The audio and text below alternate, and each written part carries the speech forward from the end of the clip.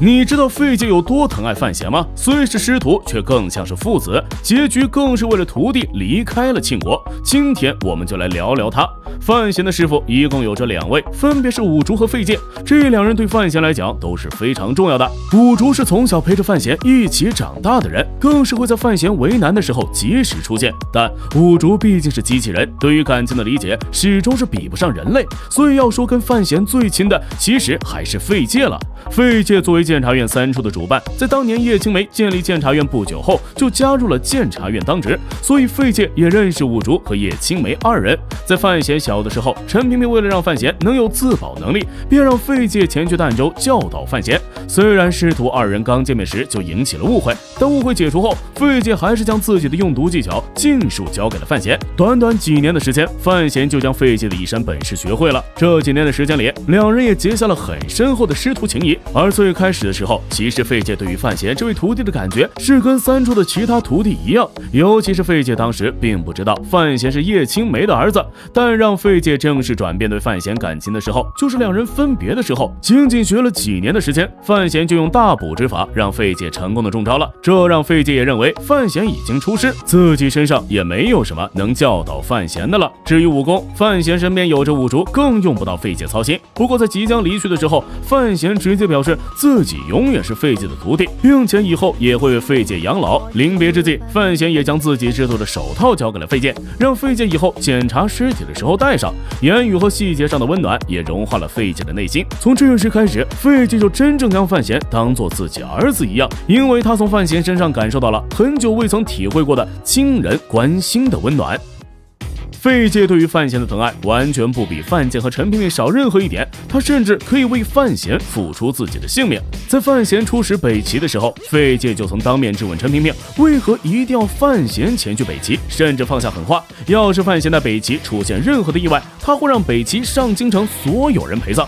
这所有人也是包括北齐皇室的那些皇族，甚至是北齐的小皇帝，而费介也是有这个能力的。在范闲安然无恙回到京都后，费介这才稍微放松了一下。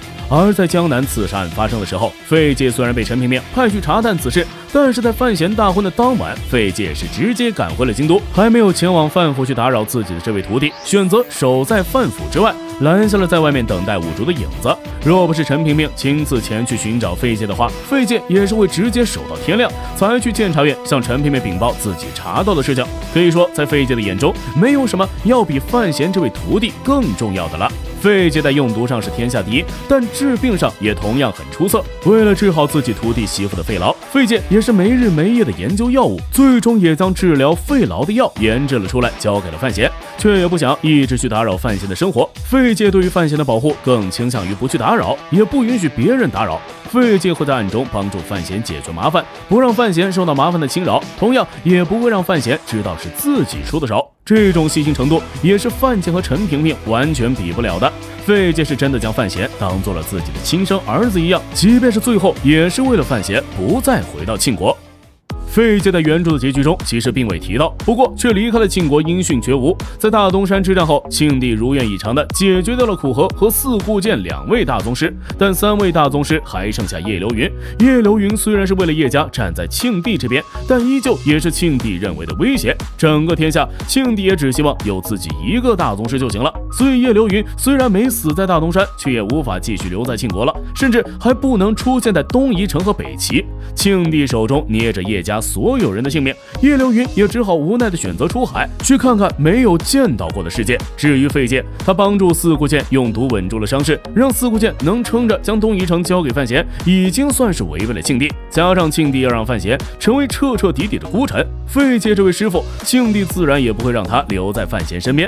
而费介也是早就看透了这一点，便选择跟着叶流云一起出海。在东夷城跟范闲见了最后一面后，费介也表示自己不会再回到庆国或者东夷城了，离范闲越远，其实也是对范闲最好的保护。费介在遇到范闲之前，其实也完全就是监察院的一个工具罢了。但是在遇到范闲之后，费介也真正的感觉到了自己还是个人，尤其是体会到了亲情。为了这一份久违的亲情，费介对范闲也是能够付出所有的。就算是让费介以死来换范闲活，费介也是会毫不犹豫。师徒二人多年，两人之间的感情也已经远远不只是师徒之情了。整个天下，费介和范建一样，都是被范闲所认可的父亲。好了，今天的内容到这里就结束了。大家有什么观点的话，欢迎在下方留言互动。最后走之前，不要忘记关注阿乐呀。